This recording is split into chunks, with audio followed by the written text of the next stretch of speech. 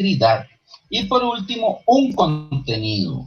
La vida misma del niño se convierte en la materia de estudio, que se transforman en medio para alcanzar metas más amplias y con cada vez más englobadoras.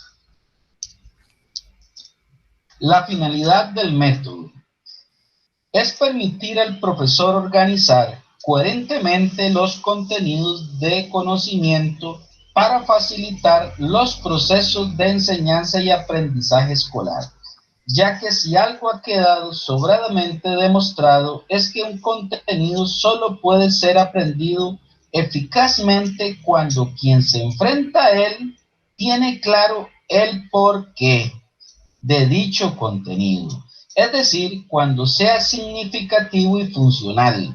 Un aprendizaje será tanto más significativo cuantas más relaciones puedan establecerse entre lo que ya sabemos y lo nuevo a aprender. Aspectos importantes del método.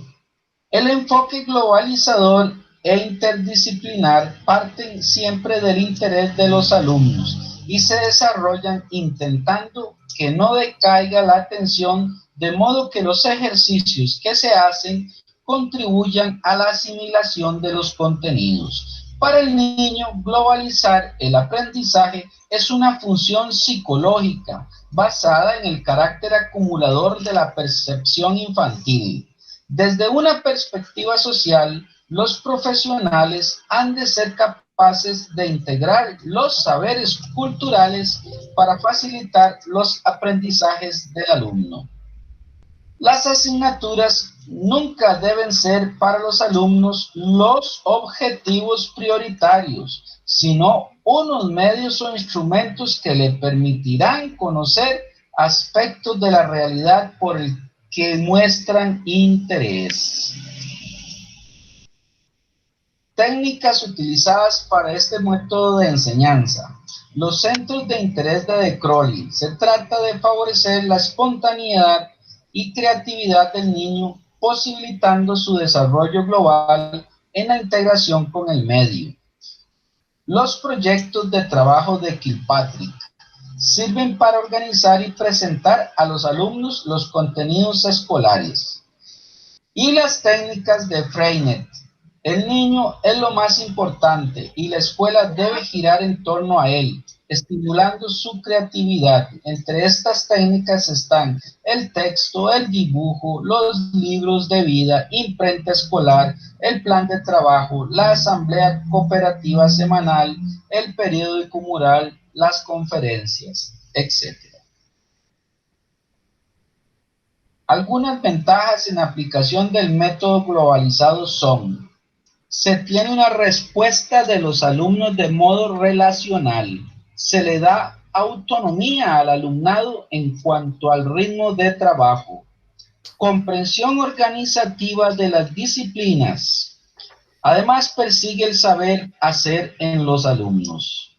Considera el entorno como un instrumento potenciador de la actividad constructiva.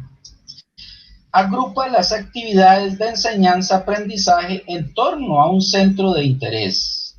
Las respuestas se realizan a través de los aprendizajes basados en las conexiones establecidas entre los conocimientos que se presentan como nuevos y los ya aprendidos. Algunas desventajas en aplicación del método globalizado son: en su mayoría está centrada en el profesor, dirige, ordena, toma decisiones, establece conexiones entre las materias, dificulta el aprendizaje significativo, especialmente preocupada por los resultados del aprendizaje, querer abarcar todo en este método de enseñanza. Los alumnos suelen carecer de informaciones previas básicas para establecer conexiones e inferencias entre las informaciones. Las respuestas del alumno no siempre son relacionales. La evaluación suele centrarse en los resultados del proceso didáctico. Conclusión: no se está proponiendo desechar algunos aprendizajes individuales imprescindibles ni pretender abarcar todos los programas con este método. Pero sin embargo, sí es sabido que solo se puede desarrollar las competencias en el alumno si se potencian situaciones concretas y específicas para que se pongan sobre el tapete todos los recursos y habilidades de quien aprende y así alcanzar un aprendizaje más integral del alumno. Si desean ampliar aún más sobre esto. Entonces, bueno, el método globalizado se enfoca más que nada en una educación estándar por competencias que te va a evaluar por medio de una rúbrica que va a buscar indicadores, pero el gran reto, sobre todo en estos tiempos de pandemia, es generar una serie de dinámicas, de actividades, de tareas, de desafíos que permitan que el estudiante pueda desarrollar las habilidades o las competencias o capacidades o actitudes o procedimientos que pidan según el modelo de educación por competencias, que es de que una competencia es una serie de conocimientos, un conjunto de conocimientos, de habilidades, de actitudes que desarrolla un ser humano en el hacer de una tarea o una labor, una actividad, y que como finalidad tiene un objetivo determinado. Pues es el método que se está ocupando hoy en día en la mayoría de las escuelas e instituciones públicas, privadas, de diversos niveles educativos, y que plantea el reto y el desafío de cómo hacerle para que aún a la distancia podamos mantener la atención del estudiante, el interés y sobre todo la convicción para que no abandone los estudios, debido a que uno de los grandes problemas que se está presentando es la deserción escolar, porque el estudiante pone de pretexto, es que la educación en línea no es para mí, mejor me espero a que pase la pandemia, mejor me espero a que pase todo este desastre y ya veré si continúo mis estudios y me inscribo. Mientras no, gracias, no me interesa la educación en línea. Habría que preguntarnos si esto se debe a que las generaciones actuales son muy buenas para manejar las tecnologías, ya que ellos son nativos digitales, pero son muy malos para ser autodidactas, para asumir las consecuencias de sus acciones, de sus responsabilidades, para poder organizarse en equipo, para poder tener la voluntad y el compromiso de mandar en tiempo y forma sus tareas o evidencias.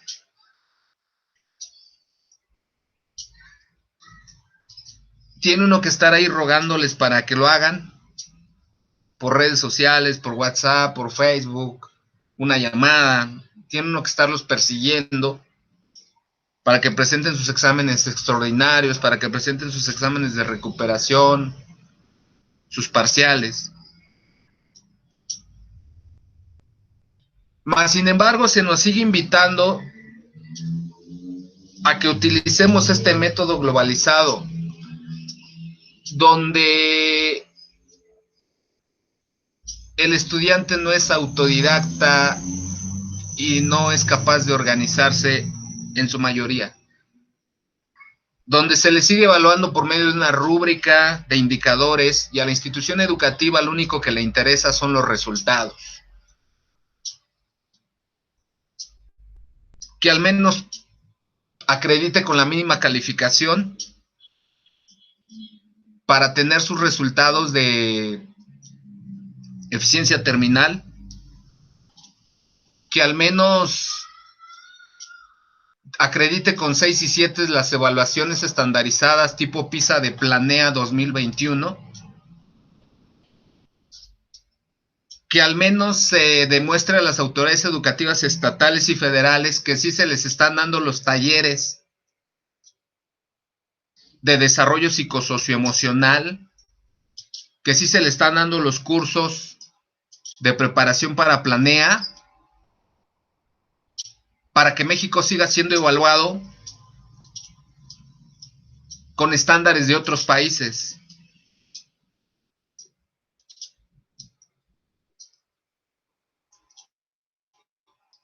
Esta semana se presentaron ante la Secretaría de Educación Pública 2 ponentes que yo quiero y respeto mucho y aprendí mucho de ellos, pero no estoy de acuerdo al 100% con ellos.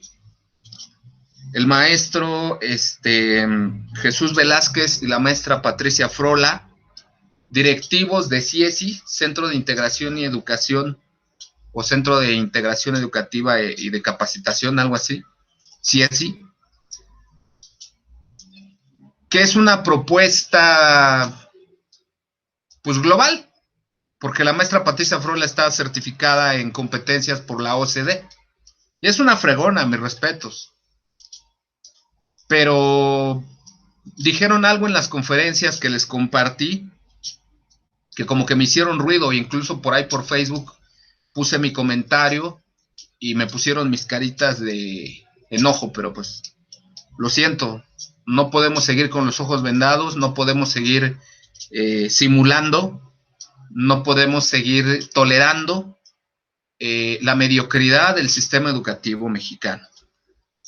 Entonces, el maestro Jesús Velázquez daba ejemplos de la educación finlandesa, y la maestra Patricia Frola decía que pues no han cambiado las estrategias, la pedagogía, que simplemente cambió el medio, pero yo creo que cambió algo más que eso. O sea, porque estamos ante una situación de que los maestros ya están hartos de tanto estrés, o estamos hartos, cansados de tanto estrés, de tanta presión, de tanto que nos estén pidiendo resultados, o que nos quieran hacer ver o sentir los culpables del fracaso educativo en esta pandemia. Y es factura que no pensamos aceptar y que tampoco pensamos cobrar, porque nosotros estamos dejando hasta nuestra salud y hasta nuestra vida. Y no se vale. Mientras a las autoridades educativas o instituciones educativas solo les sigue importando el promedio, que reprueben los menores, no importa que pasen al ahí se va o como sea, el chiste es seguir mostrando cifras maquilladas a los organismos nacionales educativos y a los organismos internacionales. En esas conferencias dieron técnicas, tips, como los que yo planteo en mi libro para enfrentar la educación por competencias, que se deben de manejar en la transversalidad, se deben manejar en la interdisciplinariedad, se deben manejar en la colectividad o en los grupos o trabajos de equipo colegiado, que ese es otro gran reto también. O sea, no es fácil ponerte de acuerdo con otro maestro de otra área, porque nunca faltan las envidias, porque nunca falta el que un profesor de un área no quiera trabajar con una profesora de otra área, porque no todos cierran filas, porque no todos están comprometidos al 100% con el sistema educativo y los resultados de él en su respectivo nivel. Entonces está muy complejo y cañón esto. Y de por sí era complejo y cañón en el modelo presencial. Ahorita que pasamos al modelo en línea, a distancia, educación conectada, se ha vuelto más complejo.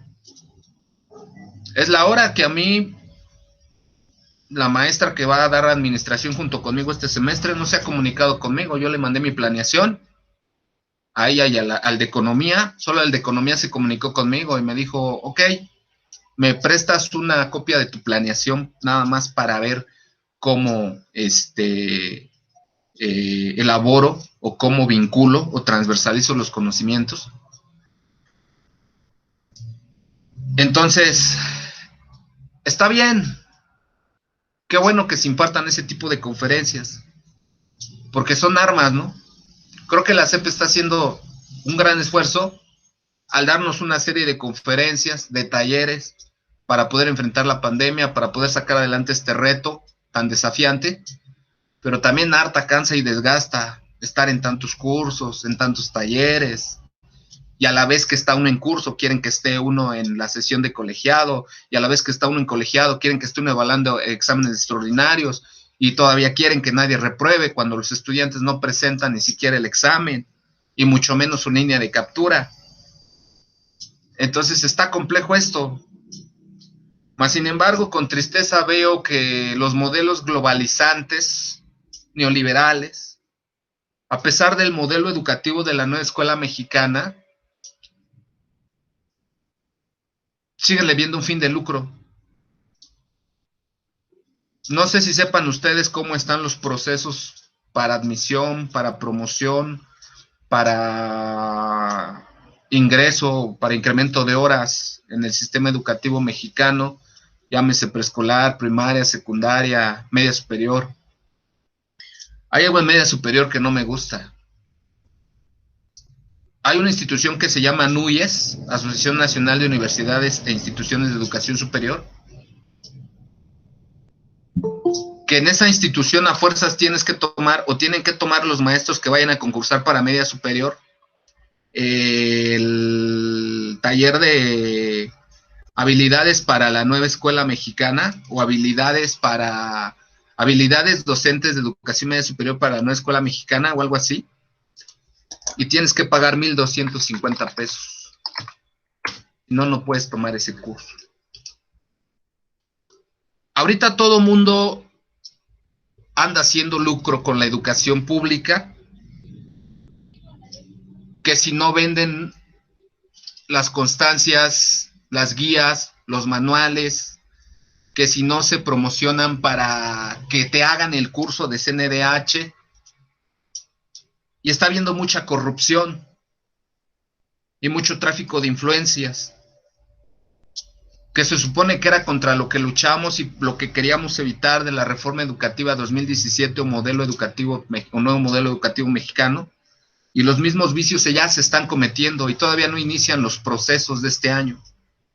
Ya la gente está lucrando con el negocio de los ingresos a la educación mexicana. Entonces, en el libro que les regalé, les propongo estrategias didácticas en pandemia, como aprendizaje basado en problemas, como aprendizaje basado en proyectos, como estudio de casos, como comunidad de indagación, como gamificación, entre muchas otras. Y la mayoría de estas estrategias vienen del modelo de educación por competencias.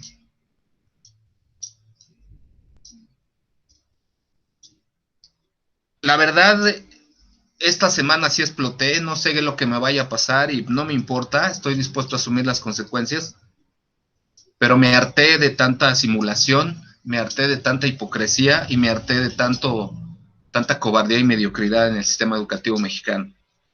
Y prácticamente les dije a mis autoridades educativas, ¿saben qué? O sea, está bien todo esto, pero los chavos de entrada no saben trabajar por rúbricas. Y si los evaluamos por rúbricas, nadie pasa o pasa muy pocos, porque ni siquiera las leen. Mas, sin embargo, cuando nosotros subimos nuestras clases a la plataforma de Classroom, sí nos exigen la rúbrica. Pero ¿de qué vale la pena hacer una rúbrica si ni siquiera la van a utilizar los estudiantes?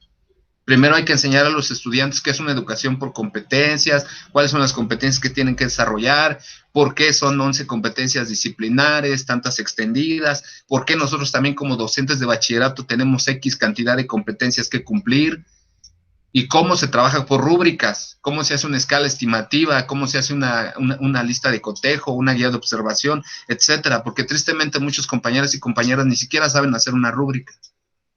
Pues desde ahí estamos mal. ¿Cómo les vamos a exigir algo que ni siquiera nosotros dominamos? Y me incluyo, porque yo no sabía trabajar por esas estrategias, porque no tenía la mentalidad globalizante. Tuve que acudir a los talleres con Patti Frola y Velázquez para que me enseñaran a hacer rúbricas, para que me enseñaran a contestarle a la SEP lo que quería la SEP, porque en ese tiempo me convenía mantener mi plaza. Y eran tonterías y cosas así como que, ¿qué haces si dos niños están peleándose afuera de un aula? Ah, pues hablo con ellos, que ya se lleven bien, que ya no se estén dando en la torre y confío en su palabra de que lo van a hacer. Pues no, ya, muy bien. Palomita, exacto, correcto. Ahorita mi esposa está tratando también de entrar a la educación básica, está haciendo los cursos de la CNDH y casi termina traumada en la tarde, porque dice, ahora entiendo, yo viví toda esta violencia, pero en aquel tiempo, pues no se hablaba de derechos humanos. Yo viví en una familia machista, misógina, y yo sufrí violencia por parte de mis hermanos, pero yo no me daba cuenta. Ahora entiendo, ahora te entiendo, ahora sé por qué no es tan fácil ser maestro o educador en este país, porque hay tantos contextos complejos, tantos contextos retadores, desafiantes, y todavía llegan los organismos internacionales e imponen sus condiciones, ¿no? O sea, es bien fácil que la ODS, la ONU te diga desde los Objetivos de Desarrollo Sustentable que quiere una educación de calidad para todos, a todo dar, pero ¿cómo? Dime cómo. Ah, pues es que hay que cambiar el manejo de la industria petrolera en México. Hay que cambiar el manejo de las cuestiones agrícolas. Hay que cambiar y fomentar la cultura del cambio climático. Hay que, espérate, o sea, eso no tiene nada que ver con la educación. Eso tiene que ver con políticas sociales, económicas, globales, neoliberales. No me quieras ver la cara de tonto. Porque se supone que por eso soy un docente o un maestro mexicano o mexicana digna, que estoy preparado para evitar que le vean la cara al resto de la población, para prepararlos, para formarlos. Entonces, pues es un ejemplo nada más de cómo tristemente y desgraciadamente, pues se sigue diciendo que se aplican modelos extranjeros como el de Finlandia, pero pues, no son Finlandia. Aquí hay narco, aquí hay delincuencia, aquí hay extorsión, aquí hay robo. Simplemente un ejemplo. Ayer agarraron un señor llamado Mario Marín, exgobernador de Puebla, del Partido Revolucionario Institucional, que se hizo 1-1 con Kamel Nassif, empresario libanés, en el año 2005, que denunció en un libro llamado Los demonios del Edén Lidia Cacho, y sufrió tortura y fue encarcelada injustamente por el gobierno de Puebla, y fue amenazada de muerte, y tuvo que salir huyendo de su país, que tanto amaba, que tanto quería, porque le estaban violando los derechos humanos. Y hasta después de 15 años, 2021, con un cambio de gobierno, lo apresan. Ahora hay que ver si le hacen justicia, no vaya a decir igual que Cienfuegos que siempre no, que estuvo mal hecho el expediente. Pero Lidia Cacho ya se declaró y dijo, no, yo voy con todo. Yo voy con todo y tengo todas las pruebas y quiero justicia. No le hace que sea después de 15 años, pero yo quiero justicia. Probablemente analizando un caso como esos en una materia de ética, de filosofía, de democracia y participación ciudadana, podríamos enseñarle a los estudiantes y a las nuevas generaciones que el crimen no paga, que tarde pero la justicia llega, que siempre triunfa el bien sobre el mal o que siempre debe de haber ese equilibrio y siempre se debe de buscar la vida digna y el camino correcto. Porque el narcotráfico y la corrupción les enseñan que se puede hacer dinero fácil y rápido. Entonces, es un pequeño ejemplo, ¿no? Tuve el caso de un estudiante que manifestó que pues, no entregó nada porque estaba trabajando. Para acabarla de fregar, falleció un familiar. Y estaba tan mal que hizo su examen en Google, cuestionarios de Google, lo pasó y todo, pero no me mandó su voucher de pago. Por política y por maldita burocracia ya lo querían reprobar. Yo dije, o sea, espérense, el chavo no tiene para pagar otro extraordinario. Yo no lo quiero reprobar, está pasando. ¿Cómo le hacemos? Ahí donde meto la competencia. Díganme, ahí donde la meto. sea, ¿dónde meto la competencia ante un chavo que está estudiando una carrera técnica o una chava que en pandemia se tuvo que poner a trabajar, ha perdido familiares, ha enfermado, le dio COVID? Pues no. De hecho, en esta pandemia el sistema de educación por competencias en mi subsistema educativo ha quedado anulado totalmente. ¿Por qué? Porque a muchos no les conocemos ni el rostro, muchos solo se comunican por medio de redes, muchos solo suben su tarea y no se meten a las clases. Y yo no puedo agarrar y poner un sistema tan inhumano como el de educación por competencias de, pues sirves o no sirves. Si no sirves, pues hazte un lado, déjale lugar a alguien que sí sirva, que sí sea productivo para el sistema capitalista neoliberal, que sí genere producción, porque ahí vienen los derechos humanos, ¿sí? De hecho, una de las cosas que me latió de la conferencia de la maestra Patricia Frola es que decía, no podemos agarrar y hacernos de la vista gorda con que si un estudiante no se conecta, pues ya no es nuestra bronca, nosotros ya cumplimos, ¿no? Dice, incluso podríamos tener que ir a buscarlo a su casa para ver qué está pasando con él, si no lo localizamos por medio de redes o de tecnologías. La institución educativa va a asumir el riesgo de que yo vaya a visitar a un estudiante a su casa y si me enfermo ella me va a cubrir los gastos, que no son nada baratos.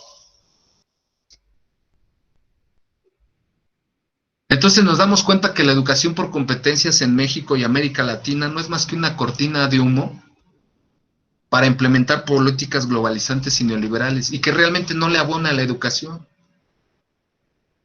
O sea, porque como bien comentaban unos maestros, pues no todos van a ser técnicos o no todos van a ser licenciados o ingenieros o abogados.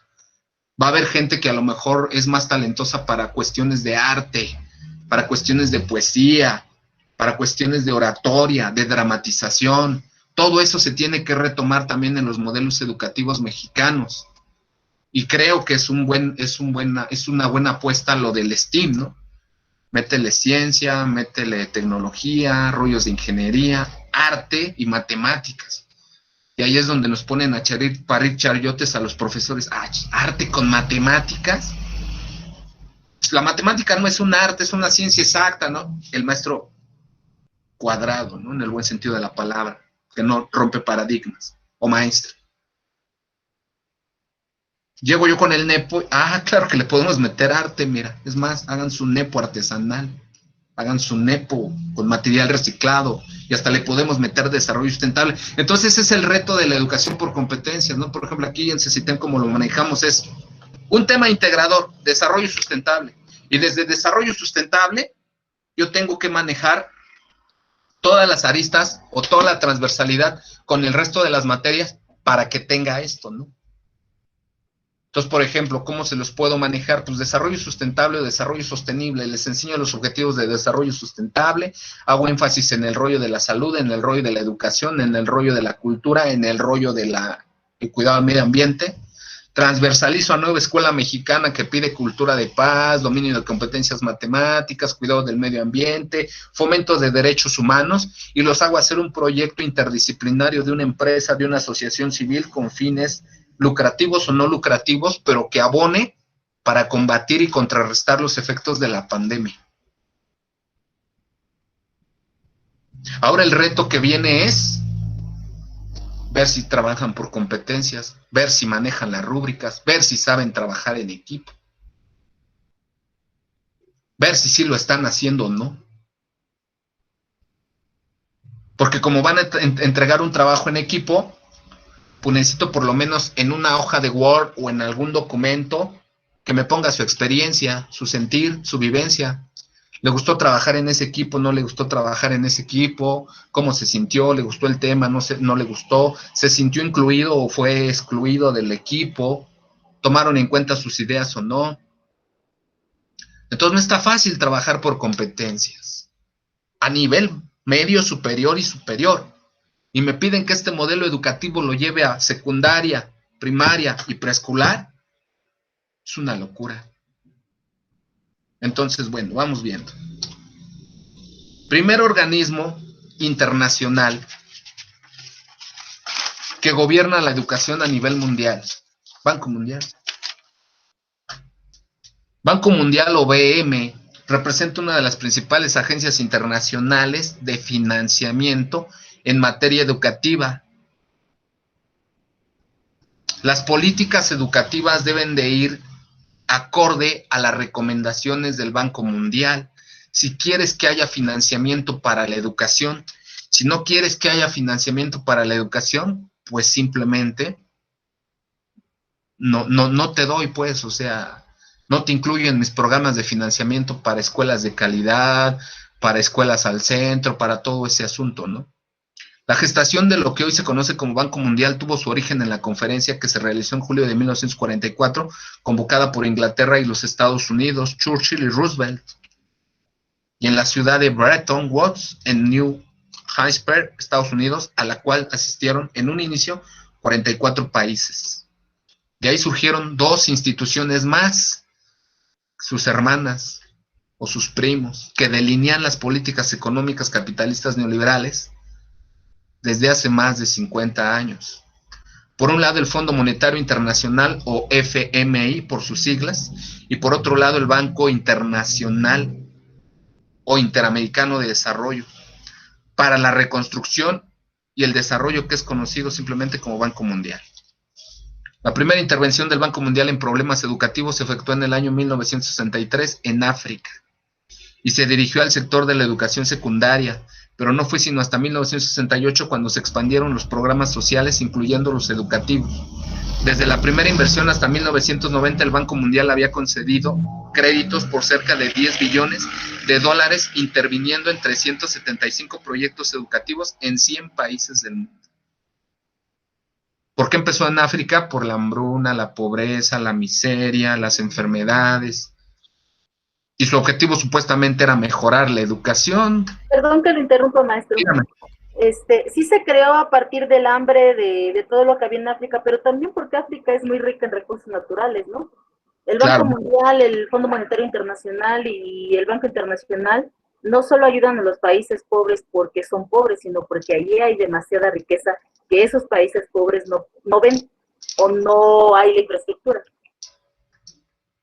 Exacto, es plan con maña, ¿no?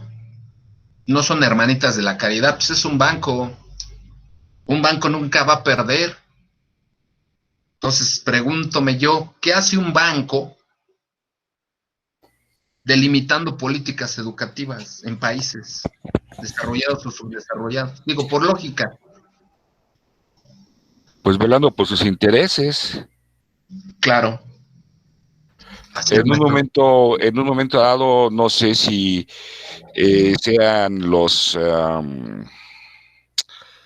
sean personas que vayan precisamente a nutrir a esos bancos, independientemente del grado de capacidad que tengan o que pudieran alcanzar a tener, precisamente porque son fieles a ellos. Por eso es que se les podría dar esa capacitación, no tanto para que sea en beneficio de la nación o del país, sino que sea en beneficio del banco. Cómo van a explotar mejor esos lugares o esos recursos para que el banco tenga mayores utilidades. Yo pienso que sería por eso. Claro. Claro, y ahí podemos entender también por qué llegan instituciones de iniciativa privada o asociaciones civiles, lo pongo entre comillas, y están muy interesados o interesadas por la calidad educativa. Como aquí en México, con Mexicanos Primero y Claudio X González, ¿no? Queriendo dejar en mal a todos los maestros de México. ¿Pero qué creen? La vida da muchas vueltas. Éramos maestros flojos, mediocres, no trabajábamos, no nos queríamos evaluar. Bueno, ya se sabe la historia y ya en el libro me desgreño. ¿Pero qué creen ahorita?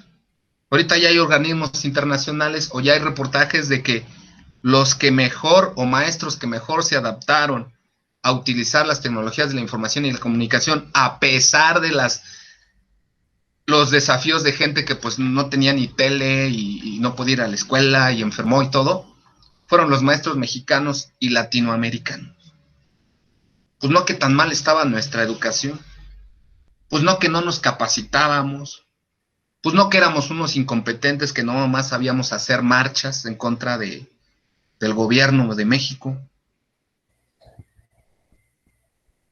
Entonces, hay que ver todas las aristas, o sea, desde la primera inversión hasta 1990 el Banco Mundial había concedido créditos por cerca de 10 billones de dólares, interviniendo en 365 proyectos educativos en más de 100 países del mundo. Este organismo es uno de los principales productores de y estudios sobre políticas educativas. ¿Habrá maestros? ¿Habrá pedagogos en esos círculos financieros para mejorar la educación?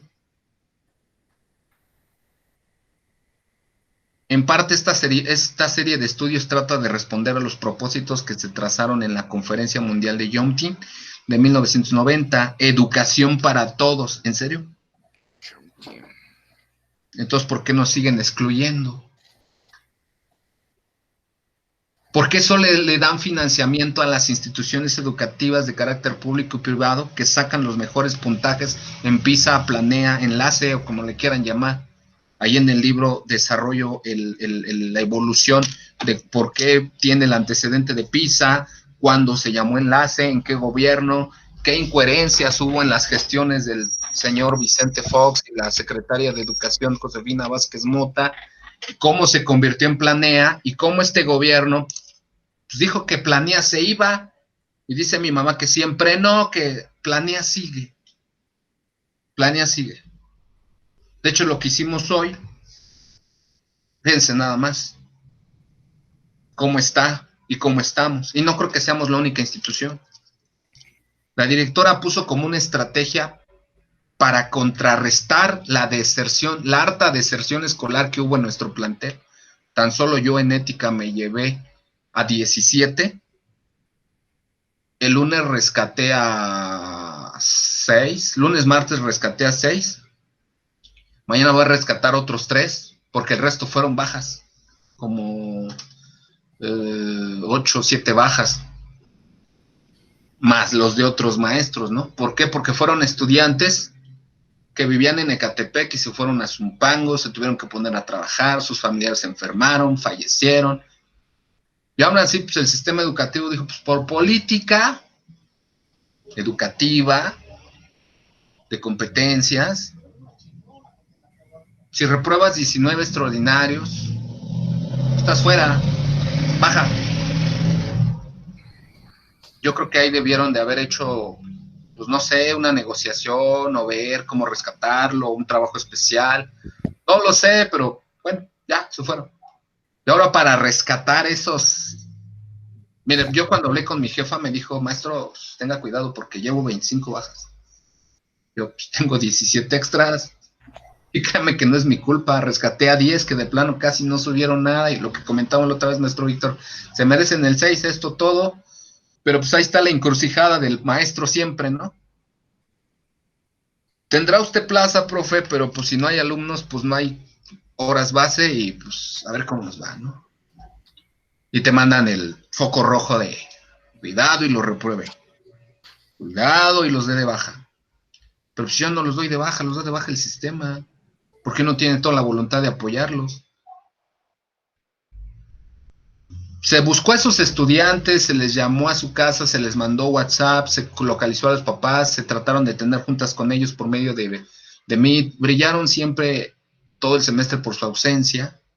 Jamás entregaron ningún trabajo, jamás se comunicaron conmigo, porque hubo los que sí.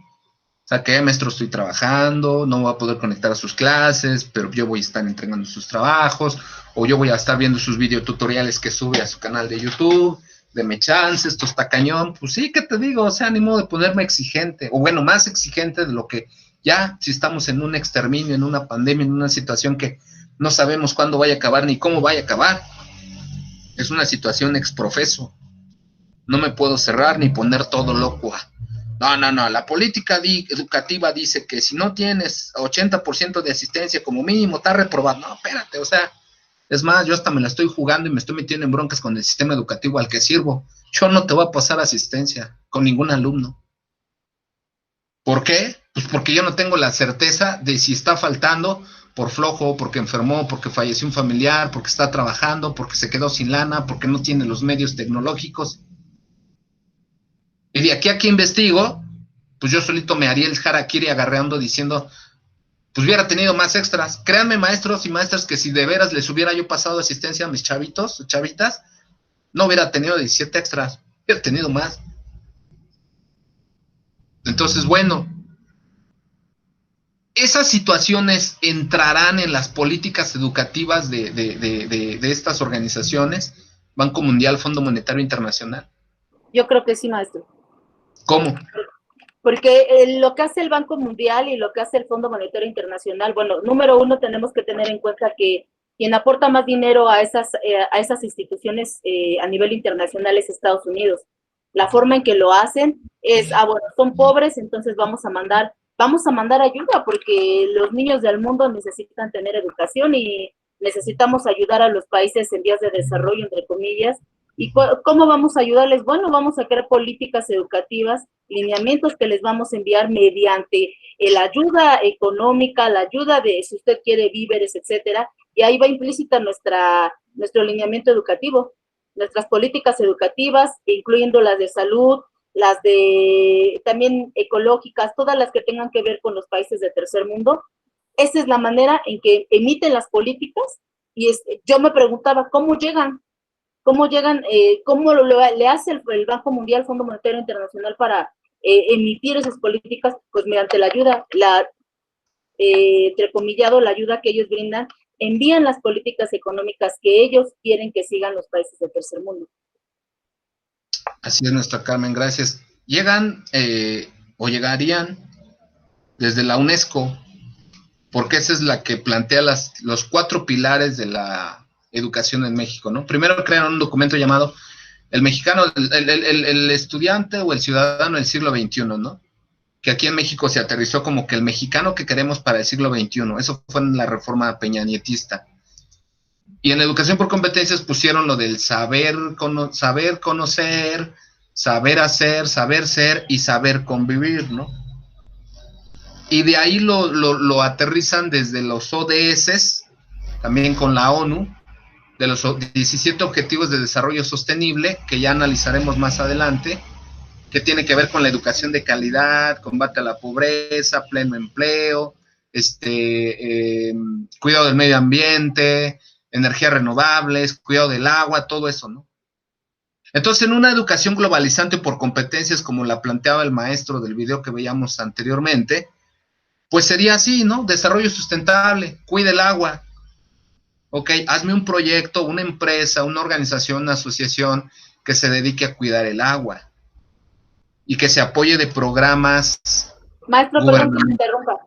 Mande. Eso significa que, por ejemplo, lo que plantean estos autores y estos maestros de los cuales siempre nos platican y nos envía videos, quiere decir que ellos, el punto es que ellos lo dejan en una idea, no lo materializan y no lo llevan a cabo. Eso es lo que usted plantea, que posiblemente la idea no sea tan mala, pero la estrategia, mediante cual la llevan a cabo, no es tan eficaz y tan buena. Y aparte, volvemos al mismo punto, ¿no? ¿Quién supervisa que realmente se siga la estructura para que eso dé un resultado positivo? ¿A eso se refiere usted?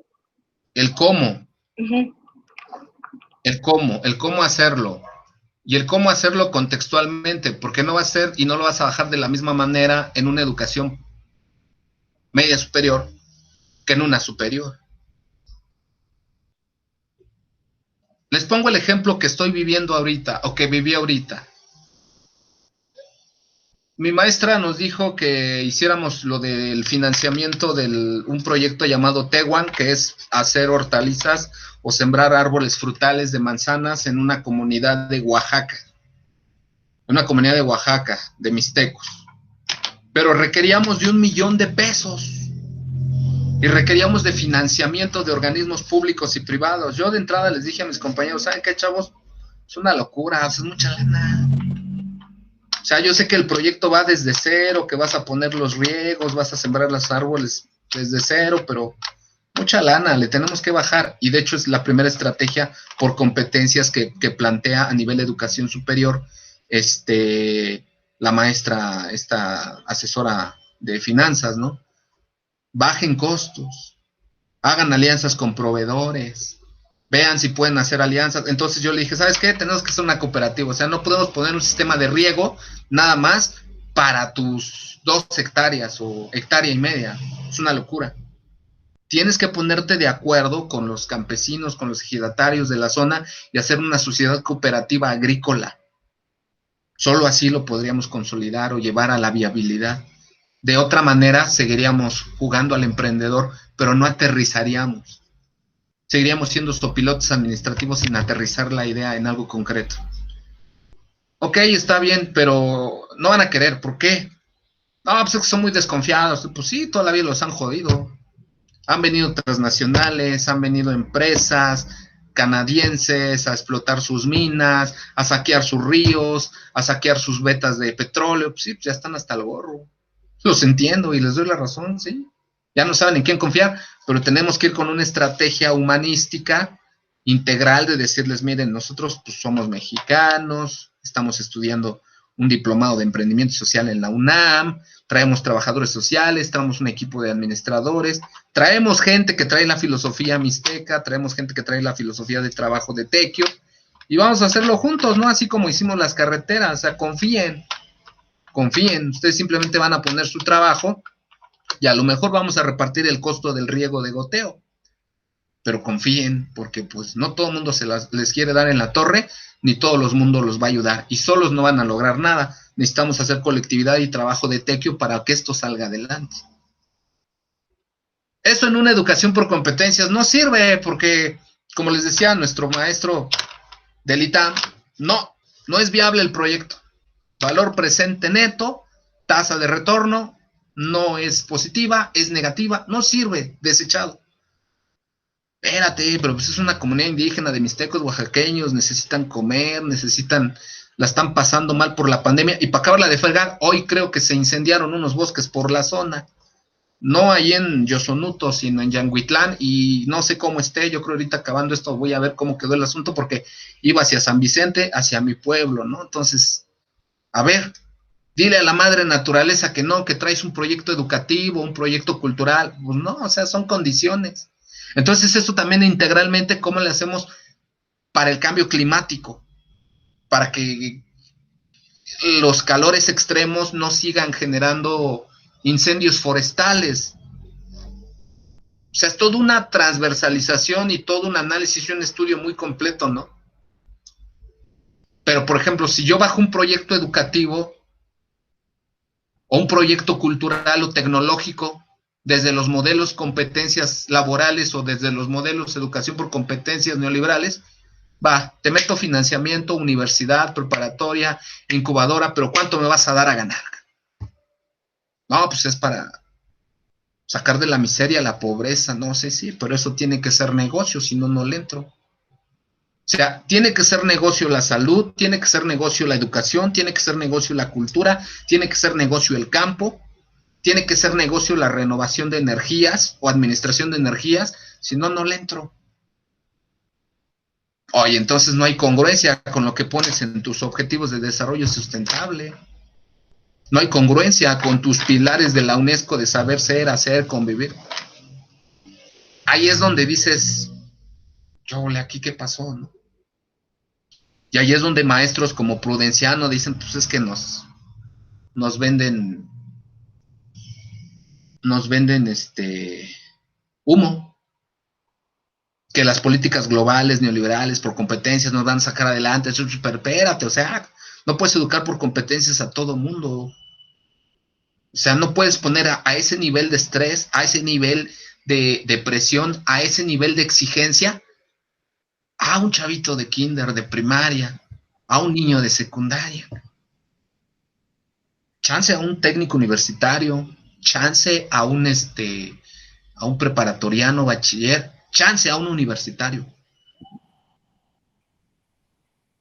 Pero como vieron, si ya están leyendo ustedes el libro del maestro Prudenciano de la globalización y políticas educativas, pues estos arrasan con todo, van a rajatabla, y no, pues es que la ODS, la ONU dice, la OCDE, el BID, el FMI, y los bajan desde la SEP, y pues ya, pum, es política educativa. Espérate, pero es una política educativa. Perdón, maestro, ¿le podría hacer una pregunta? Claro. Dígame. Ahorita que dijo usted en relación a lo del maestro Prudenciano, aquí pone usted en la lámina que tenemos ahorita en pantalla, habla de la Conferencia Mundial de Yomeitin de 1990, y vamos, no sé, esa es mi pregunta, es mi duda. Referencia a las políticas educativas a partir de 1989, me parece, que es cuando empieza con la globalización, y dice, o él señala, él señala que en una, ¿cómo le llaman? Un congreso de educación de 1990 en Yomeitin, ¿es el que se refiere Prudenciano? El maestro Prudenciano, perdón. Sí, maestro. Sí, porque sí. Él dice que es hasta 1980, que es a partir de 1989, cuando ya empiezan las políticas educativas globalizadoras, porque él inclusive, él dice, él señala las positivas y las negativas, y él habla, si mal no recuerdo de lo que he visto, él dice que, él menciona creo que 3 que sí son positivas, pero la que dice que es completamente negativa es la que es por competencias, y dice que esa fue principalmente en el CONALEP, me parece, y fue en el de GETIS o de GBETIS, algo así, y dice que esto no puede ser, que toda la educación en un momento dado no puede ser, todo el modelo educativo mexicano no puede, se puede conaptelizar, él da ese ejemplo, o sebetizar a todo el sistema educativo, sino que está empleado directamente para ellos dos nada más en un principio, pero que el problema me parece que es el Banco Mundial el que quiere hacer esta propuesta.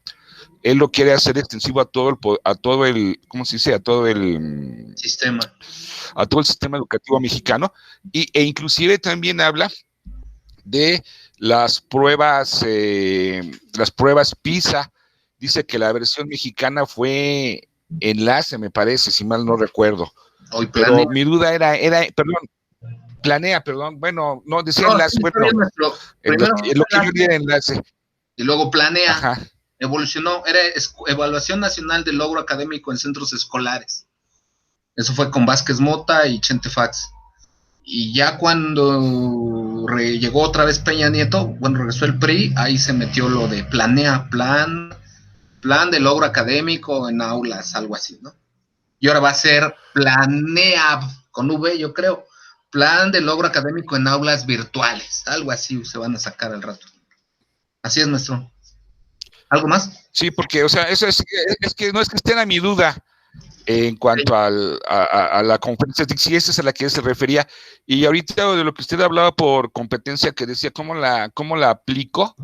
Me parece que con una persona que sí le hizo los trabajos, pero que no presentó el recibo, una cosa así comentaba usted hace un momento, que decía usted que cómo lo hace por competencia. Yo considero, en un punto de vista muy personal, que esto es como el derecho positivo. O sea, aquí dice que tenías que enviar ¿cómo se llama? El recibo de pago. Si no lo enviaste, sí, tu comprobante de pago. Si no lo enviaste, pues ya no es problema nuestro. Sí, es como la norma jurídica. O sea, a mí no me interesa la intención que tuviste para cumplir con la norma, lo que me interesa es que cumplas. A mí no me interesa si tenías o no tenías dinero, lo que me interesa es que pagues. A mí no me interesa si hiciste o no hiciste el pago en un momento dado, o cómo lo hiciste, mejor dicho, no si no lo hiciste, sino cómo lo hiciste. A mí lo que me interesa es que me mandes el comprobante de pago. Yo pienso que así es como piensan, no meter directamente la competencia, pero sí asimilarlo para poder darle una cierta introducción en un momento dado. Sí, profe, pero si lo hago, sí, no voy a tardar en salir. Sí, desde luego, no. No, yo no digo que sea bueno, que sea lo correcto, que sea lo mejor. No, yo lo que digo es que así es como trata la competencia, claro, como trata la competencia de que se concretice, quiero decir. Como es tajante, y está muy bien su ejemplo. Exactamente así. Es deshumanizante. Sí, así es. Y no es inclusiva. Sí, exactamente. Y la ley educativa que analizamos del artículo 31, 37, 71, que creen que dice que tiene que ser inclusiva. Eso es lo que sí me latió que dijo la maestra Patifrola. Agarra y dice, no, pues es que vean el video, ahí lo dice. No, pues es que si no se pudo conectar, si no entregó, ya no es mi hermano, ¿cómo que no? Lo estás excluyendo de su derecho a la educación. Tienes que ver la manera, hacer magia, ponerte de cabeza, no sé, pero tienes que buscarlo. Incluso pone el ejemplo que les decía yo de la educación. Perdón. Pero incluso esto que usted está hablando tiene que ver también con los valores que tenemos como docentes, ¿no? La ética, o sea, no puedes dejarlo, por ejemplo, a nosotros en el UNIVAMEX nos dicen, bueno, no está el alumno, llámale, búscalo, incentívalo, motívalo, ¿no? Entonces creo que también no es que realmente sea nuestra obligación o deje de serlo, sino que también tiene relación con la ética y con nuestros valores como docentes. No, y el humanismo, ¿no? Porque, por ejemplo, les pongo el ejemplo del señor un abuelito ingeniero de la UNAM, de políticas, o no me acuerdo qué facultad de ingeniería. Una chava se enfermó de COVID. Y le dice, no, pues aquí no es la villa, no hacemos milagros, pues ya fue, lo sentimos, gracias por participar, lástima Margarito. No, espérese, pues no estoy buscando su lástima, profe, estoy buscando su empatía. Ah, no, pues yo no soy empático. Si no pudo o no podía, me hubiera dicho no puedo o no sé y le pongo NP o ya para la otra ver cómo lo recupera otro maestro, pero pues ya, nos quitamos la bronca. Y como ahorita pues todo se graba, pues salió y le fue como en feria al pobre colega. Digo, yo lo entiendo, mas no lo justifico. Lo entiendo porque ya está grande, probablemente se estresa más, se desespera. Él fue educado o fue formado bajo un modelo de mayor exigencia, de mayores méritos. A él se le hace a lo mejor pues mal que los chavos no estén dando lo que tienen que dar o que cumpla con lo que tengan que cumplir. Y pues así como que dice, a mí ni una pandemia, a mí ni la muerte me va a vencer, entonces, no, yo voy a seguir aquí al pie del cañón. Pues sí, pero espérate, o sea, la chava te está pidiendo no un favor, sino te está pidiendo un derecho. Enfermó por una enfermedad que ahorita está matando a miles de mexicanos. La libró, afortunadamente, no requirió oxígeno, la libró, afortunadamente porque es joven, tiene un buen sistema inmunológico. Nada más te está pidiendo chance de que le dejes entregar su tarea. Pero él comete el error de agarrar y decir, no, pues es que si no me la entrega para tal fecha, ya está fuera. Y lástima, Margarito. Ya con ese pedacito lo grabaron y pues ya creo que lo quitaron del grupo. Entonces, sí es una bronca, ¿no? Ahorita que la ley educativa dice la inclusión, la educación para todos, con financiamiento, sin financiamiento, con becas del gobierno, sin tomar en cuenta el desempeño académico, que pues ahí yo tengo pues sí, no, o sea, les deberían de exigir o mínimo un resultado, porque si no, pues se duermen en sus laureles, hacen conchas, se confían y todos tengo la beca, aunque la pruebe, no pasa nada. En cambio, si les dijeran, mínimo tienes que acreditar y pasar limpios tus semestres o no irte a extras o algo así, para tener derecho a la beca o para ser considerado en el listado de la beca, pues ya otra cosa sería, ¿no? Bueno, yo digo, ok, entonces, los ejes primordiales... Sí, bueno, yo tengo ahí una ligera observación. Sin duda alguna, al hablar de política en la educación, no se deja de politizar a la educación. Es decir, que el docente debería de plantearse de manera, desde una raíz, ¿qué es lo que está haciendo? Está tratando de acomodar la educación a la política, o de plano es plantearse qué es lo que queremos o qué meta queremos conseguir como docentes en la educación. ¿Por qué? Porque los dos aspectos que tiene la educación no los hemos tratado, ¿no? En su profundidad, que tenía que ver con la libertad y la personalidad, ya que la educación debe de estar más enfocada al aprendizaje que a los recursos. ¿Por qué?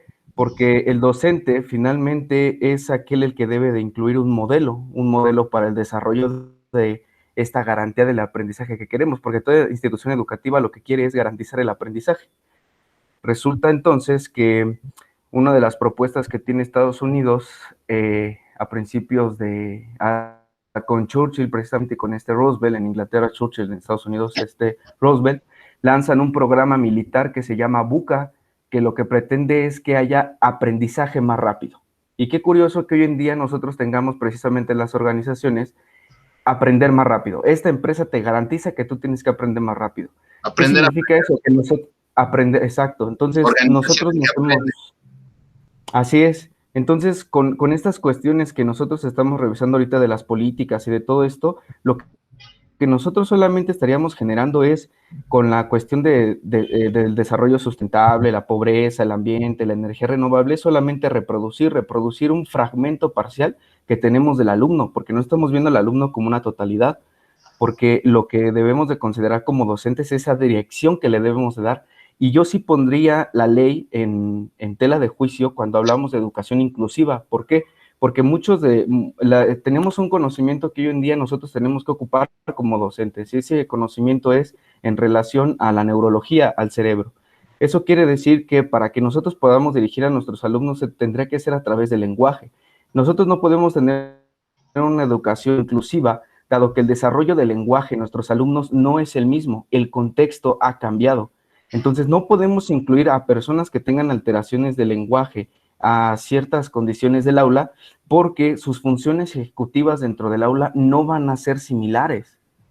Entonces sí necesitamos, los docentes en este caso, prepararnos, mejorarnos, en reivindicarnos cuál es la meta de la educación que nos estamos proponiendo, porque me parece que el politizar la educación es meter como usted dice, ¿no? Meter a rajatabla la educación a algo que no va.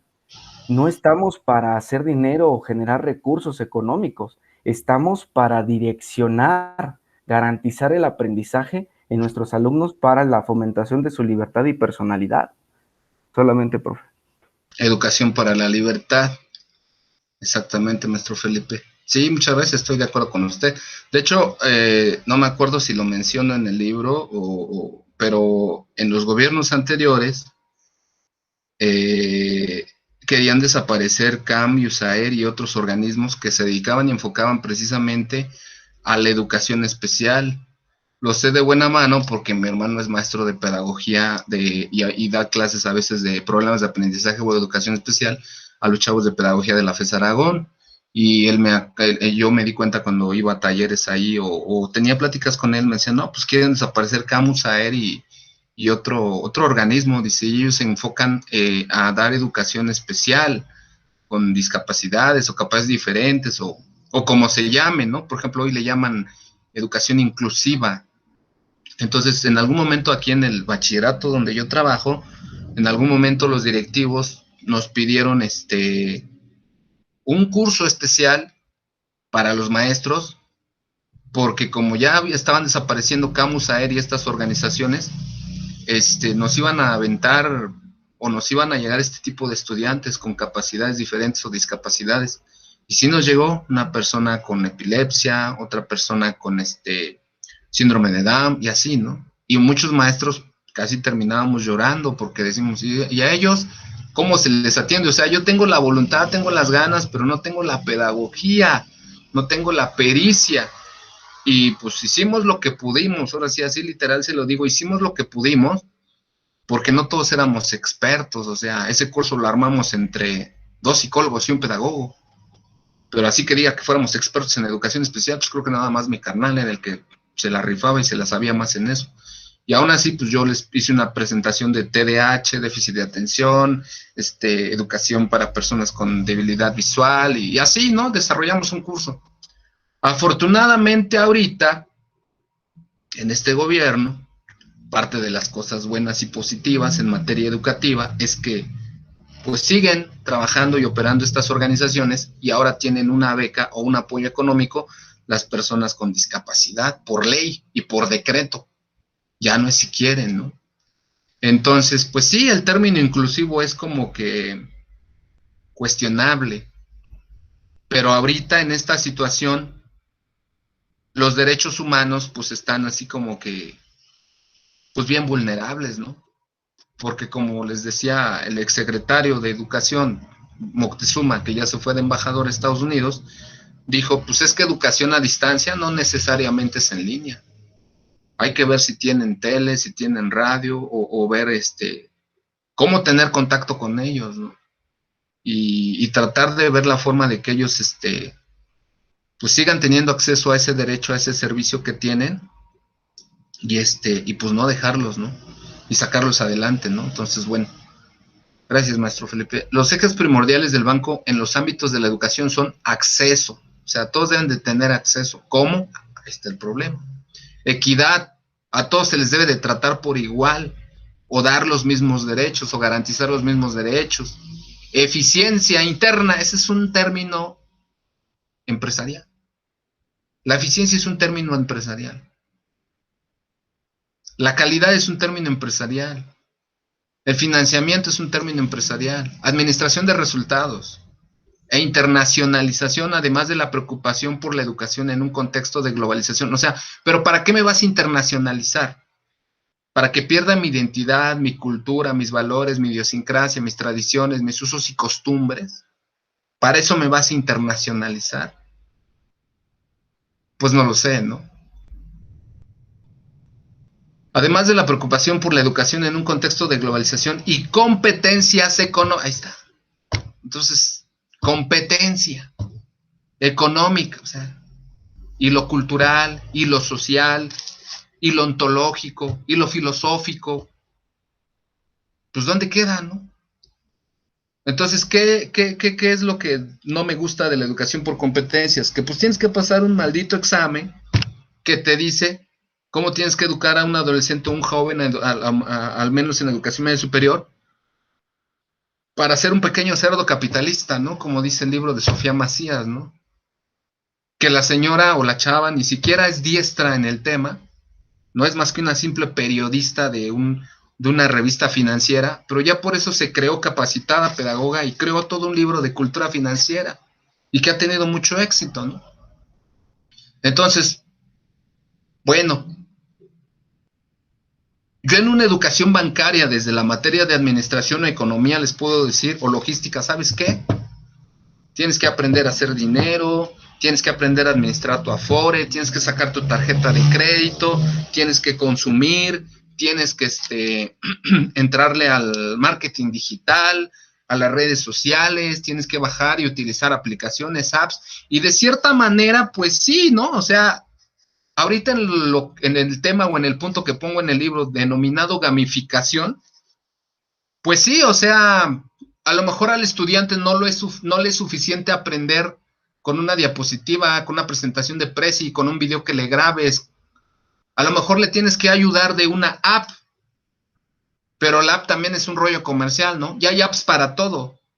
Ya hay apps para todo, para física, para química, matemáticas, para tutoriales de liderazgo, para tutoriales de organizaciones, simuladores de negocios, que es el tema que les voy a dar ahorita. Entonces, pero en cierta manera ahí lo estás metiendo en una dinámica, ¿no?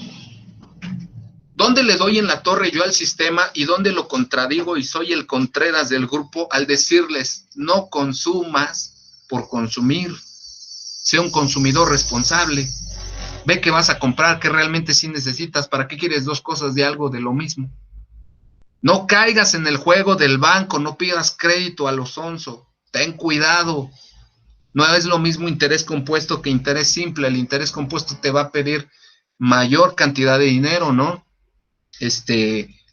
Conoce qué es la Profeco, tienes derechos, conoce qué es la Conducef, Comisión Nacional de ¿qué? Defensa de usuarios de servicios financieros. Conoce cómo puedes defender tus derechos en algún momento que los veas vulnerados.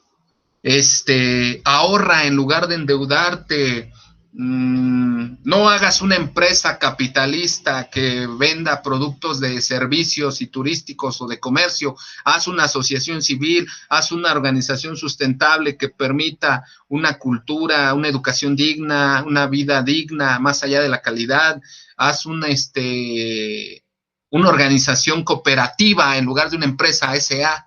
Pues ahí le doy en la torre yo en la educación por competencias y global. Pero la libertad de cátedra me lo permite. O sea, al final de cuentas yo les doy qué es el capitalismo, qué es la globalización, qué es el neoliberalismo, cómo funciona el Banco Mundial, el FMI, juego con ellos con un juego llamado de Bursatron. Bueno, jugaba ahorita, no sé, porque no lo tienen en digital, ya se los pedí, pero no lo tienen. Y les enseño cómo funciona el sistema financiero mexicano, pero también les enseño sus trampas y sus gandalleces. Entonces allá no soy competente. Aunque en el examen diga que sí, hombre, yo voy a ser capitalista, pequeño cero capitalista, les voy a enseñar que es la globalización, el neoliberalismo, el sistema capitalista es lo mejor que puede existir en el mundo, el socialismo es una maldita utopía, pero adentro del aula o virtual o en el aula física, en mi libertad de cátedra, yo decido. Por eso digo que hagan todas las reformas que se les dé su gana, pero que no me quiten mi libertad de cátedra, porque si no, ahí sí me matan. La UNESCO. La creación del organismo se ubica en el año de 1945, aunque algunos de sus antecedentes relevantes, como la existencia de un comité de cooperación intelectual, se remontan a 1922. La UNESCO se funda como el organismo cultural de las Naciones Unidas. La UNESCO se crea bajo los principios de igualdad de oportunidades educativas. La restricción a la búsqueda de la verdad, la no restricción a la búsqueda de la verdad y el libre intercambio de ideas y de conocimiento. Libre intercambio de ideas. A ver, como que esa palabra de intercambio me suena a un rollo mercantil. Valor de cambio, valor de uso, no sé, a lo mejor pudiera ser otra palabra, ¿no? La libertad de cátedra, la libertad de pensamiento, la libertad de conciencia. De hecho, yo desde ahí los pongo en jaque a ver, chavos, ¿cuántas libertades hay? Pues libertad de pensamiento, libertad de prensa, libertad de conciencia, libertad de credo religioso, ok. Oigan, y si hay libertad económica, ¿por qué nos imponen siempre la globalización, el neoliberalismo y el capitalismo? Sí es cierto, no me había dado cuenta. Pues vayan viendo.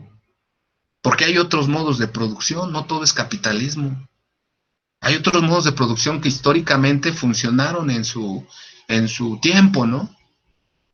O con el NEPO cuando llegó, no todo es sistema decimal, hay un sistema 20, los romanos tenían un sistema en base de sexagesimal, 60, entonces no todo es como lo miran, ¿no? Y así empiezo a meterlos y como lo llamo yo de alguna manera, a descolonizar la educación, como dice filósofo Enrique Dussel, ¿no? Y al final de cuentas, pues me lo permite, ¿no? Porque lo estoy enseñando a conocer su entorno, ¿no? Los pilares de la UNESCO son saber conocer, saber hacer, saber ser y saber convivir. Saber conocer, ¿para qué conozco algo? ¿O qué sentido tiene conocer algo? Como decía el maestro Prudenciano, ¿qué sentido tiene conocer algo si no me conozco yo mismo primero? Y lo decía Sócrates, ¿no? Ahora, desde la cuestión europea kantiana o de René Descartes, cogito ergo sum, si pienso entonces luego existo. Entonces, si no pienso, es como que si no existiera, o solo soy una tabula rasa que se me van acumulando conocimientos conforme voy pasando por grados académicos, o tengo un libre arbitrio, tengo una libertad de pensamiento, de propuesta, y ya empiezo. Y no me pueden acusar de anarquista, conspirador o maestro rebelde, porque pues estoy siguiendo los pilares de la educación, solo que a mi manera. Por eso siempre, aunque a veces pise ciertos callos, se tienen que aguantar, porque no estoy violando ninguna ley y estoy siguiendo la normatividad educativa. Mientras que su propósito central es el de contribuir a la paz y a la seguridad, ¿ok? La nueva escuela mexicana trae cultura de paz, trae protección por el medio ambiente. Hay algo que yo les manejo mucho, ¿no? Que ellos creen que nada más son responsables de su cuerpo, de su persona. Y yo les digo que no, que también son responsables del otro, la responsabilidad que cae sobre el otro, ¿no? Éticamente, moralmente hablando. Ah, es que yo no quiero traer cubreboca porque no me deja respirar. Ok, sí, pero pues tú tienes 20 años. A lo mejor te da el bicho y ni en cuenta, ¿no? Te da como ciertos pequeños dolores y al rato se te quita y no pasa nada, no pasa mayores.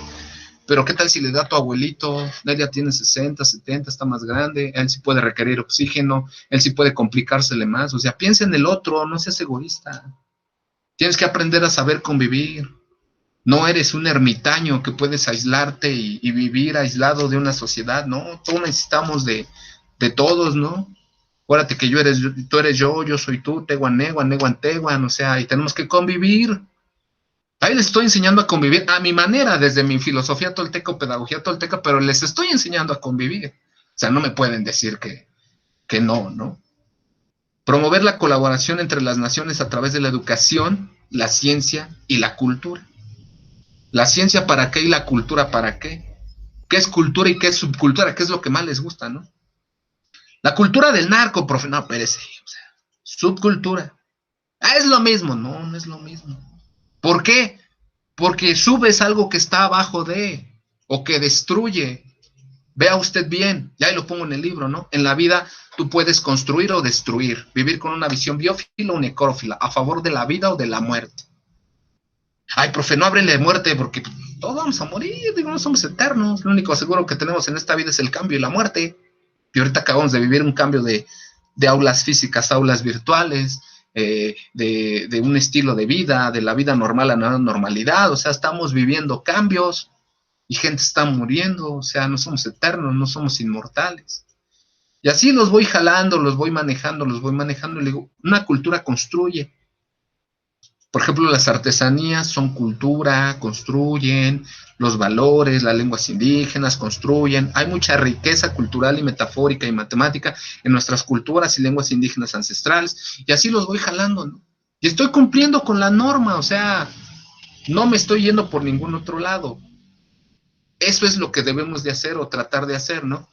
Sí, saber los pilares de la UNESCO, sí saber qué onda con la educación por competencias, si trabajamos en algún momento en un sistema que nos impone o nos pide el manejo del sistema por competencias, pero saber aterrizarlo desde nuestras perspectivas y el interés y el contexto del estudiante, ¿no? Que es lo que decía en este profesor de San Marcos de la educación globalizada o globalizante, ¿no? Hay que aterrizarlo desde sus contextos, desde sus intereses. La UNESCO es uno de los principales organismos internacionales que ha procurado sostener dentro del actual contexto de globalización una perspectiva social y humanista. Híjole, este es un tema también. ¿Qué es lo social? ¿Qué es lo humanista? ¿Por qué algo debe de ser socializante o humano? ¿Qué eres tú como ser humano? ¿Por qué eres un ente o un ser biopsicosocial? ¿En qué consisten todas esas aristas, no?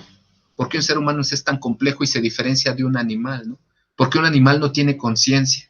Porque un animal no tiene sentimientos. No, profesito, no, piénsenle bien, o sea, no se vayan con ideas equivocadas o erróneas. Un animal, yo le digo, estate quieto y si es temperamental, si es instintivo, va y le va a partir la torre al otro animal, ¿no? No va, oye, estate quieto, piensa, lo vas a lastimar. No, por más que le digas, no va a entender. Actúa por instinto. Un ser humano, no. Pero desgraciadamente a veces los seres humanos somos más animales que humanos. Oiga, profe, me está ofendiendo. No, o sea, Sócrates decía, somos seres políticos, somos animales sociales, políticos, que nos organizamos en una comunidad. Entonces, todo eso se puede bajar, se puede aterrizar, transversalizar.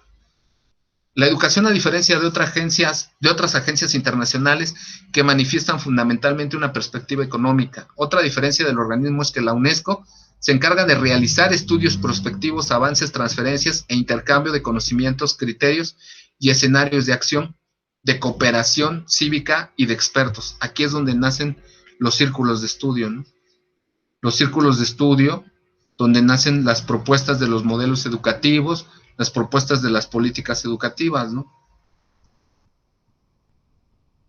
Cooperación cívica y de expertos e intercambio especializado de información únicamente emiten recomendaciones a sus miembros, o sea, no las imponen la UNESCO. No te preocupes, para imponerlos está la Organización de Cooperación y Desarrollo Económico. De hecho, aquí... Vaya, eso. No sé. Aquí está en el 3.3, transferencia de políticas educativas. Ya les subí el material de este tema, ¿no? Aquí en políticas en materia educativa nacionales y internacionales. Hay videos, hay trabajos, hay libros, documentos, y uno de ellos, o dos de ellos, son documentos muy interesantes de la OCDE o de la OCDE, que es el siguiente organismo, para poder analizar cómo no, desde el rollo económico capitalista, cómo la OCDE es bien inteligente para bajarme todas sus políticas o reformas estructurales globalizantes, insertarlas desde la educación. De hecho, eso fue la chamba del INE. Esa fue la chamba del INE, ¿no? Aquí en el primer video hay un video donde el INE se despide y dice, bueno, pues es que es un error del gobierno de Obrador de extinguirnos porque tuvimos avances, al menos supimos cuántos maestros éramos en México, al menos supimos cuántos maestros eran competentes, o sea, dominaban el sistema de educación por competencias. Estaban bien aleccionados, por decir de alguna manera, ¿no? Tenían claro este sistema. Aquí es otra conferencia donde hay perspectivas de la política educativa, lo que dejó el INE y los retos del INE, ¿no? Aquí como que se lamentan, ¿no? Es que porque nos vamos, es un error, van a ver, nos van a extrañar. Y aquí así como que, bueno, ya estos fueron nuestros logros, ya nos vamos, a ver cómo les va con la nueva escuela mexicana, pero no les garanticemos que sea el modelo educativo que nosotros le proponemos. Por eso les digo que no me late lo de la NUYES, o sea, yo en cuanto me enteré de la NUYES dije, no, o sea, es una tomada de pelo. Se supone que votamos en contra de esto, se supone que no era esto lo que queríamos para la educación mexicana. Y resulta que está haciendo la misma gata pero revolcada. En este ya está el maestro Prudenciano sacando sus conclusiones, después de analizar qué onda con lo del INE, después de analizar qué onda con lo de la nueva escuela mexicana, aquí Prudenciano nos dice, esto sí me late, esto no me late, esto sí va bien, esto no va bien, esto es congruente, esto no es congruente, y así. Y digo, ¿por qué? Porque es una autoridad, ¿no? Es un maestro de la UPN que tiene sus años de, ¿cómo se dice? Sus horas de vuelo y sabe qué onda con la educación mexicana, ¿no? Entonces por eso lo elegí. A Frola y a Velázquez, pues los elegí porque pues yo soy su hechura de alguna manera. Gracias a ellos yo pasé en CECITEM con excelencia en administración, la educación por competencias. Ahora viene el reto de la nueva escuela mexicana. Llevo las de ganar porque pues sé qué onda con mi cultura, la cultura de mi país y el rollo de mi identidad. Y desde que vi en los cursos de nueva escuela mexicana, el docente para la nueva escuela mexicana de la SEP, dije, ok, al menos se acordaron que había toltecas, al menos se acordaron que sabiduría era Quetzalcóatl, al menos se acordaron de los huehuetlatólicos. Ok, esto pinta bien, pero ya vamos 2 años. Se está inaugurando en este año, pero pues no me late eso, ¿no? O sea, a NUYES debería de dar los cursos, sí, porque es autoridad, pero ¿por qué cobras? O sea, ¿por qué mercantilizar la educación? ¿Por qué cobras? Está bien, NUYES, da el curso a los docentes que aspiren a ingresar al nivel educativo medio superior de México, pero ¿por qué les cobras? No, gastos de administración, plataformas, ¿no? Pero ¿a cuántos maestros vas a capacitar? O sea, eso es negocio. Entonces, bueno, aquí era la nota Cornell. Aquí estoy dejando una tarea de un ensayo del libro. Y vienen después material. Ya, de los organismos internacionales y su influencia en México. Perdón que lo interrumpa. Hoy vamos a hacer nota Cornell. ¿Vamos a subir nota Cornell el día de hoy de clase? Sí. Ok, gracias. Sí. Sí, porque acuérdense que es nuestra evidencia de que estamos chambeando aquí a altas horas de la noche, mejorando la política educativa. Aquí está un video, les decía, de organismos internacionales y cómo participa cada uno en su educación, ¿no? Estas diapositivas que estamos viendo, pero ya más concreto, ¿no? ¿Qué hace el FMI? ¿Qué hace el Banco Interamericano? que hace el BIP, que lo van a investigar más a fondo, ¿no? Porque va a ser parte de su segundo proyecto o trabajo. De hecho, platicaba yo con la maestra Carmen que estaría bien y me gustaría que hicieran un proyecto donde ustedes analizaran desde su contexto educativo si la nueva escuela mexicana sigue siendo globalizante o sigue siendo influido por los organismos internacionales o ya no. Ya es una identidad propia, una propuesta propia, más nuestra, más nacional, más menos intervenida por organismos internacionales, que creo que es demasiado soñar, ¿no? Pero vale la pena investigarlo. Luego viene otro video donde dice cómo influyen los organismos internacionales ya en concreto en la educación en México en los últimos años, qué es lo que han hecho, ¿no? Y aquí está el material, ¿no? La agenda educativa de los organismos internacionales, influencia UNESCO, los objetivos de desarrollo sostenible, que es la base, ¿no? Y ahorita es, de aquí en adelante, profesores, profesoras, tenemos que dominar los objetivos de desarrollo sostenible, que es una agenda que se puso entre los organismos más importantes del mundo, FMI, OCDE, etcétera, la ONU, la UNESCO, para mejorar la vida digna, por así decirlo, como dicen ellos, la calidad de vida, y toma en cuenta varios aspectos, ¿no? Y son 17. Aquí están. Acabar con la pobreza. Pues eso ahorita con la pandemia ya se cayó, hay más pobres. Hambre cero, hay más hambruna. Salud y bien, pues es el más vulnerado, llevamos 160 decesos, 160,000 decesos ya. Educación de calidad, igualdad de género, agua limpia y saneamiento. Ahorita aquí en la casa tengo una bronca de que pues, se me tapó el drenaje y llamamos al Bactor y para acabarla de fregar nos va a cobrar, entonces como que hay una crisis hídrica en el Estado de México y Ciudad de México. Jalife nos habla del rollo de la bursatilización del agua que les compartí por ahí en un video. Entonces, ¿qué creen, profesores? Que nosotros y los que quieran ingresar al sistema educativo mexicano tienen que dominar estos temas, incluidos derechos humanos. La cuestión de la energía asequible y no contaminante, el trabajo decente y crecimiento económico, súper vulnerable. ¿Cuántos millones de empleos se han perdido? La industria de innovación e infraestructura, pues ahí está el rollo económico. Reducción de las desigualdades, se dice bien fácil cómo hacerlo. Ciudades sustentables y comunidades por la tierra, les digo que nos acaban de mandar una convocatoria que decía algo así como que Juntos por la Tierra o un milagro para la tierra, algo así. La verdad, les soy sincero, no lo leí bien, estaba yo bien clavado en mis extras, mis recuperaciones, hacer mis videos, preparar mis clases, planeaciones, como loquito. La verdad no le puse atención. Y si ya pasó la convocatoria, pues con la pena, que le entren otros, porque yo también siempre le entro y al final no valoran, ¿no? Entonces, bueno, producción y consumo responsables. Aquí es donde yo le abonaría, ¿no? O sea, que me dijeran, oiga, socialista, anarquista, comunista, como me quieran, pues oiga, pues aquí me está diciendo en el objetivo 12 que sean consumidores responsables. Yo lo único que estoy pidiendo y es difundiendo eso. Es que está atacando al capitalismo. No. Estoy diciendo que ya somos muchos y que hay una huella ecológica y que hay una huella de carbono.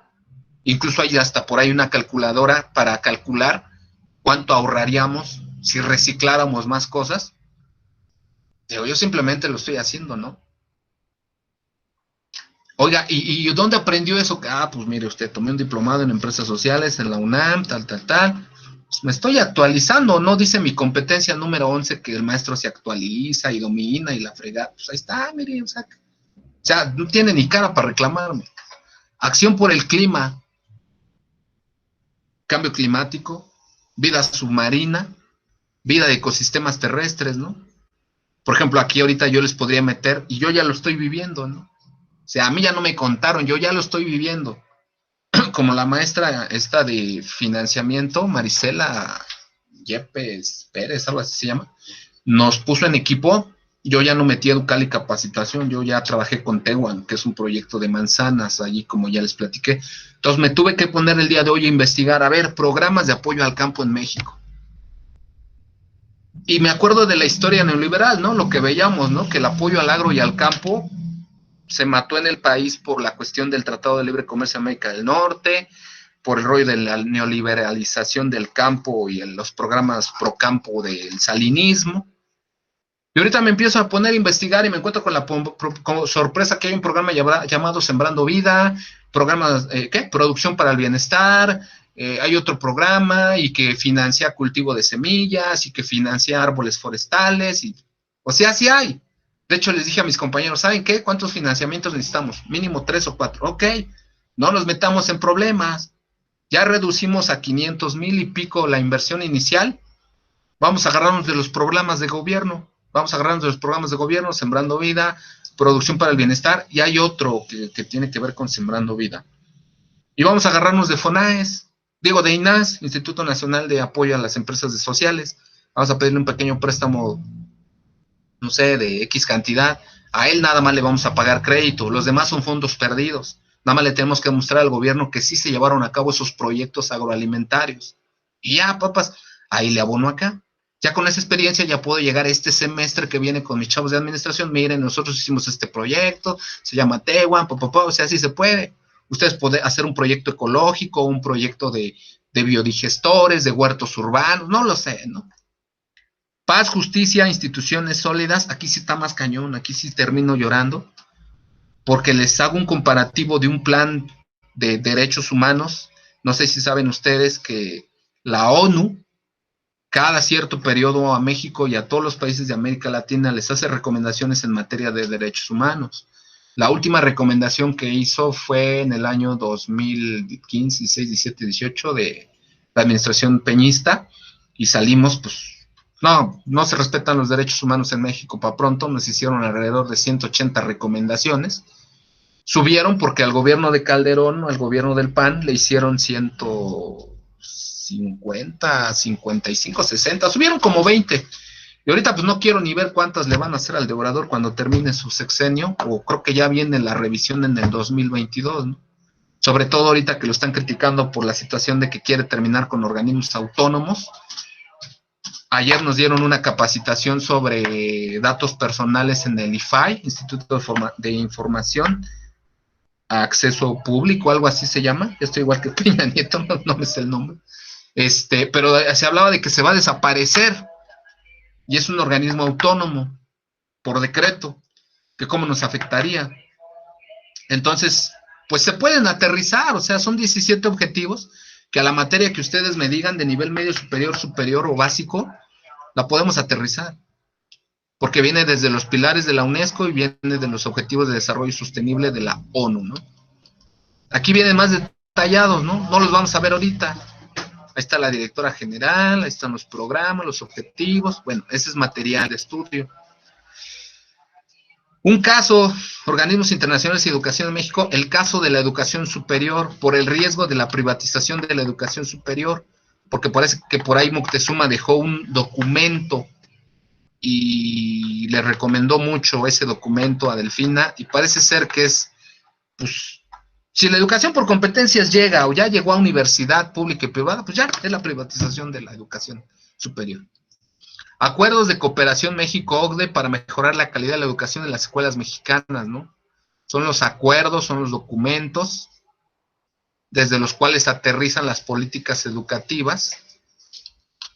Y pues esto prácticamente fue el arma mediante el cual se justificó las, ¿qué? 12, 13 reformas estructurales para México, ¿no? ¿En qué está mal México? ¿Qué se necesita? ¿Qué reforma se necesita? ¿Por qué? Y específicamente, no, este es el de la educación. ¿Qué se necesita específicamente en la educación? Y a nivel global o a nivel general, en México, ¿qué se necesita para sacar esto? Un documento de los desafíos de la educación superior.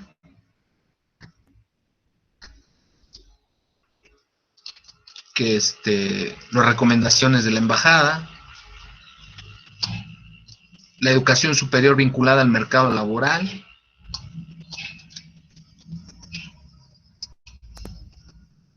perspectivas de la OCDE ante el desarrollo sostenible, estrategia de competencias 2019. Creo que es un pequeño resumen, como mapa, infografía, de qué onda, cómo está la educación en México a mayo del 2019, o cómo estaba, ¿no?